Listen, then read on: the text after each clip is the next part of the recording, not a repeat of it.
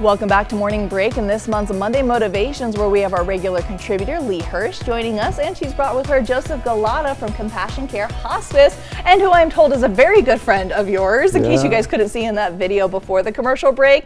Lee, you were making all sorts of funny faces behind Joseph, so it's clear that you guys probably go way back, right? Way back. What, probably 13 years? Yeah, 13 years. Yeah. Wow, lucky number 13, as they say. Well, let's go ahead now, and we're going to talk about volunteering. It is something that I know a lot of people in our community are very passionate about. From your guys' perspective, though, as spiritual life coaches, let's talk about volunteering and kind of the benefits that you see in volunteering. Lee? Well, I think it really motivates people. They don't care if they are, getting credit for it or anything, because it's a total energy exchange. They're giving something, but because they're in service at hospice, at purposeful living, all over where people volunteer, they are giving of themselves, but that feeling of what you receive back. Because maybe, it could even go as far, and we're not going to get church here, we're not going to do that.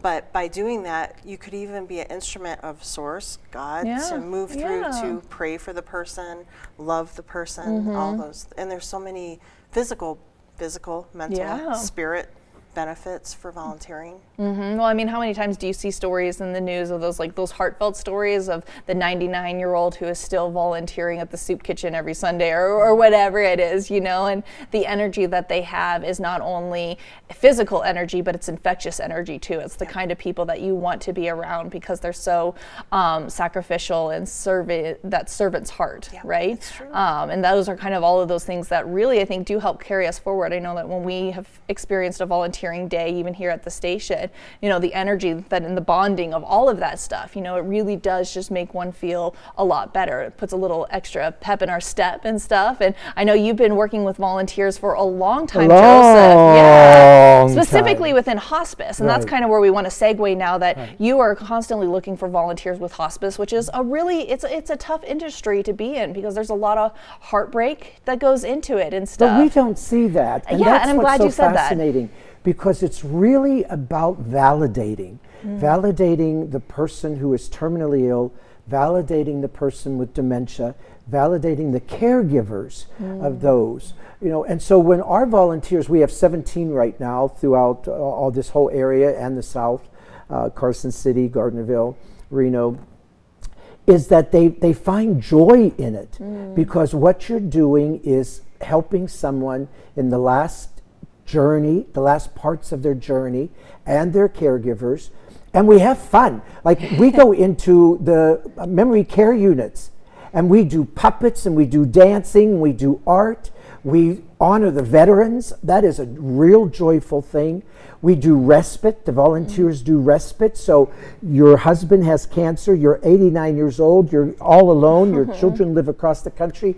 Go to the movies, go out for lunch. And they sit there, and then we collect the stories. You would not believe how many people live here in this area who have absolutely magnificent backgrounds that nobody asks them about. And that's what our volunteers do. You get those stories and oh my God, you lived here and you were nominated for an Oscar for doing the special effects for Jaws? What? Oh yeah, you just find the most incredible, I was the bodyguard for Wayne Newton for 20 years. Oh yeah. Tell us the juicy gossip. I know, right? But so it's joyful. It's not the doom and gloom. It's joyful being a volunteer, because it's meaningful. And I think that is so beautiful. And I'm glad you said that, because I think a lot of people have this hesitancy around hospice care. And what you guys are doing at Compassion Care is just so absolutely beautiful. And there is something for everyone. It's not medical patient work. It's like you said, it's just listening to their stories and putting on activities for them. But it goes back to what Lee does, finding the purpose in life. You even help somebody who's passing away in that last 2 months, 3 months, 4 months, is to help. What's their purpose of still being here? What was your purpose in life? It's true. No, it's because we were talking about purposeful living in the break room, in the green room, about at different stages, because the business is 13 years old this month. And that's how I met Joseph. And my business was called Awaken Aging. And I was doing my best to teach people how to age consciously so they didn't have to end up in a nursing home. It failed for years and years. Turn it to purposeful living. And Joseph and I were talking about at all the stages of our life, we come into a different purpose. And even when we're dying, and we need somebody there to be with us and have that celebration of the life that we led on this earth before we move to the next stage. And if add, there are a lot of research projects going on that shows volunteers actually become healthier.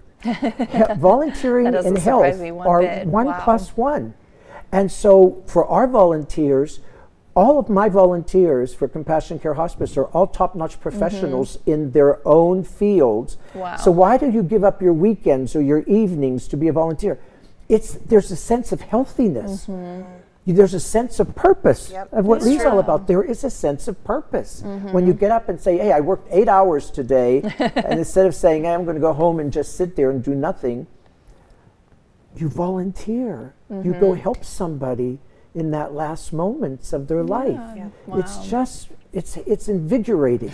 Really. That sounds like it. And of course, I know that you guys are feeling invigorated too. So if you want any more information, I'll make sure that we have Joseph's contact information on our website, because he is the recruiter and the trainer for all things hospice. And then Lee, you also have an event happening this weekend, right? Tell us about that real fast. So it's at Wildflower on 7th, and we're going to talk about chakras, which are the energy wheels in our body, but distant healing.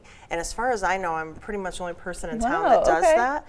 And so just, if you have a loved one that's not feeling well in Michigan, sending them distant healing and learning about how do you do that? How do you send energy to somebody that's not right by you? Yeah, that's interesting. I love it. Well, I'll make sure that their contact information and calendar events from Purposeful Living are on our website, kolotv.com. So Joseph and Lee, thank you so much for being here. Good energy. I appreciate that. These are the experts on energy. So if they say good energy, they mean it. All right. Thank you guys so much. We'll be right back.